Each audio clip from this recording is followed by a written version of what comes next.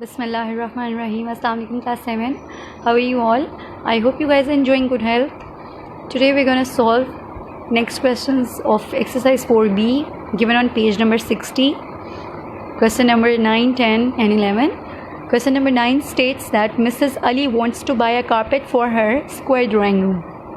Clearly class it is mentioned that it is a square drawing room. जब कभी आपको clear हो कि इस क्वेश्चन में स्क्वायर जो फॉर्मेशन है वो गिवन है, आप चाहो तो प्राइम फैक्टराइजेशन भी यूज़ कर सकते हैं और चाहें तो डिवीजन भी यूज़ कर सकते हैं. सो मोस्ट प्रेफरेबल क्या है मेरे लिए कि हम डिवीजन यूज़ करें, division method, because it is very easy and very short method.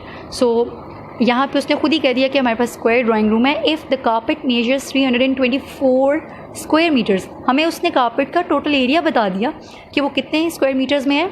यहाँ से भी हमें हिंट पता चल रहा है कि ये स्क्वायर मीटर है तो ये एरिया का आंसर है. ठीक है, ये साइड नहीं है.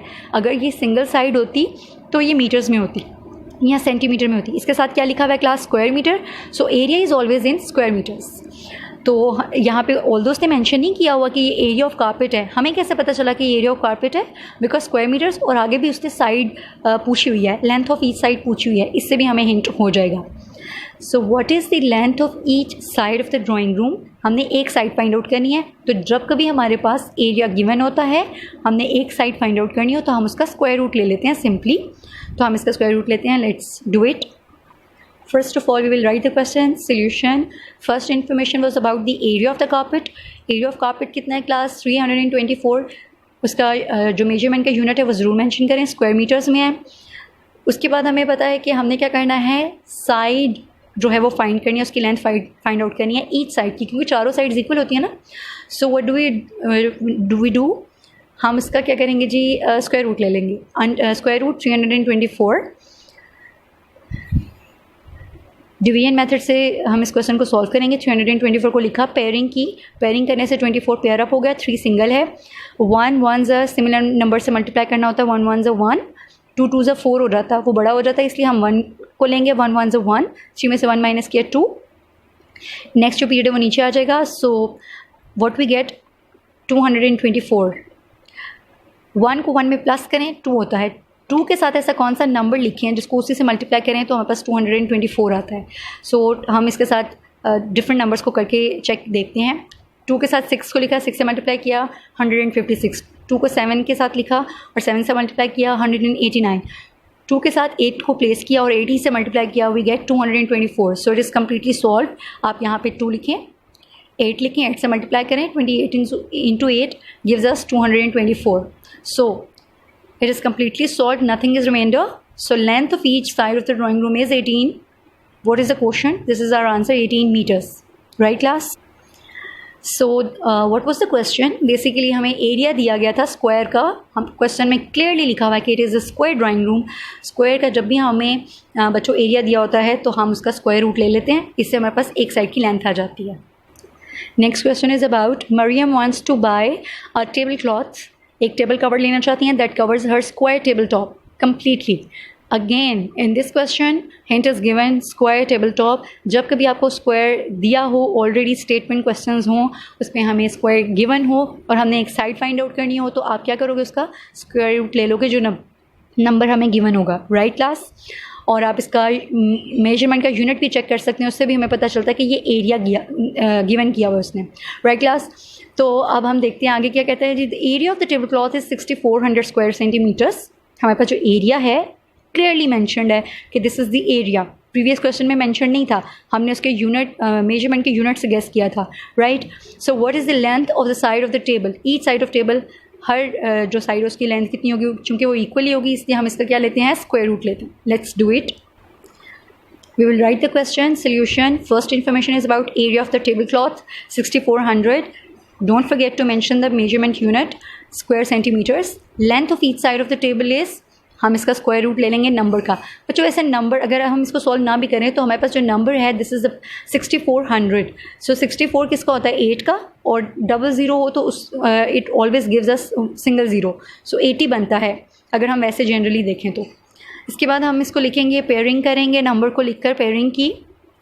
व्हाट वी गेट, 00 एक का एक पेयर हो गया, 64 का 8 8 64. ये कम्प्लीटली डिवाइड हो गया. जीरोज़ जो नेक्स्ट पीरियड है वो नीचे आ जाएगा. 8 + 8 16 हो जाएगा। 16 के साथ ऐसा कौन सा नंबर लिखें जिसको आपस में मल्टीप्लाई करने से पूरा नंबर ही 0 हो जाए। सो 16 into 0 gives us 160 into 0 gives us 0. So length of each side of the table is 80 centimeters. एक जो साइड है उसकी लेंथ कितनी है बच्चों? 80 centimeter. Next we have question number 11. What is the smallest number that will divide into 216 to get a perfect square? Class अभी तक जो क्वेश्चन स्टेटमेंट में आ रहे थे उसमें हमारे पास स्क्वायर फॉर्मेशन होती थी। हमें स्क्वायर जो उसकी लेंथ होती थी, जो भी स्क्वायर होता था, एरिया होता था, वो गिवन होता था, तो हम उससे एक साइड फाइंड आउट कर लेते थे स्क्वायर रूट लेकर। अब ये क्वेश्चन जो है it is absolutely similar to exercise 4A, जिसमें हमने क्या बनाना होता था? परफेक्ट स्क्वायर बनाना होता था। Remember class? तो हम इसमें भी यही करेंगे। It is absolutely similar to that. और इसमें हम स्क्वायर रूट नहीं फाइंड आउट कर सकते, इसमें हमें क्या फाइंड आउट करना है? परफेक्ट स्क्वायर फाइंड आउट करना है। Be careful by solving. आपको जब स्क्वायर गिवन हो तो आप स्क्वायर रूट ले लेते हो, जब एरिया दिया हो तो स्क्वायर रूट सिंपली ले लेते हो, और जब आपको परफेक्ट स्क्वायर फाइंड आउट करना है, ये हमें एक नंबर दिया हुआ है which is not a perfect square, हमने इसको परफेक्ट स्क्वायर बनाना है। तो अब हम देखते हैं कि ऐसा कौन सा नंबर हो जिसको इससे डिवाइड करें तो ये एक परफेक्ट स्क्वायर बन जाए। Right class, let's do it. So firstly we will write the question solution. हम अगेन इसको प्राइम फैक्टराइजेशन से करेंगे क्योंकि इसमें फैक्टर्स कंप्लीट नहीं बनेंगे, कोई ना कोई ऐसा नंबर होगा जो कि पेयर अप नहीं होगा। हम इसको डिवीजन मेथड से नहीं करेंगे बिकॉज उसमें जो है हमारे पास परफेक्ट स्क्वायर जो होते हैं वो ईजिली फाइंड आउट हो जाते हैं, तो इसलिए हम प्राइम फैक्टराइजेशन का मेथड इसमें यूज़ करेंगे just like we did in 4A, exercise 4A। So 216 को लिखा, 2 1 ज़ 2, नंबर छोटा हो गया 1, इसलिए हम 6 को कैरी करें, बोरो करने के लिए क्या करेंगे? यहाँ पे 0 ऐड करेंगे। 0 लिखा, अब ये 16 हो गया। 2 8 ज़ 16, 2 5 ज़ 10, 2 4 ज़ 8, 2 2 ज़ 4, 1 कैरी जाएगा, 2 7 ज़ 14, 27 है। अब ये नंबर जो है वो इवन नहीं रहा, हम 3 से ट्राई करते, 3 9 ज़ 27, 3 3 ज़ 9, 3 1 ज़ 3।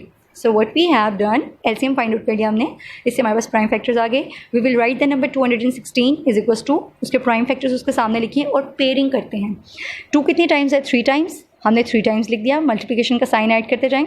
और 3 कितने टाइम्स है? 3 टाइम्स, उसको लिख दिया। जितने पेयर्स बनते हैं आप उतने पेयर्स बनाएं। 2 का भी एक पेयर बन रहा है, एक 2 सिंगल है। 3 का भी एक पेयर बन रहा है, एक 3 सिंगल है।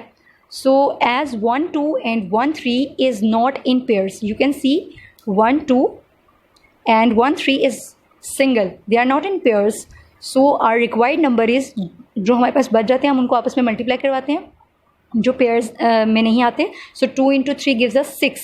हैंस क्वेश्चन में उसने हमसे बोला था कि ऐसा कौन सा नंबर हो जिसको डिवाइड करें। इस नंबर को जो हमारे पास पेयर में नहीं आ सके अब हम इससे डिवाइड करेंगे। 216 must be divided by 6 to get a perfect square, so we did it। 216 को डिवाइड करें जरा 6 से, we get 36। Obviously, it is completely visible that 36 is a perfect square of 6. Right, class? So, question is done. Question number 11. Now, you can easily understand this question and you are required to solve these questions on your notebooks. Keep on doing hard work, class. आगे बढ़ते चले जाएं. Stay blessed. Allah Hafiz.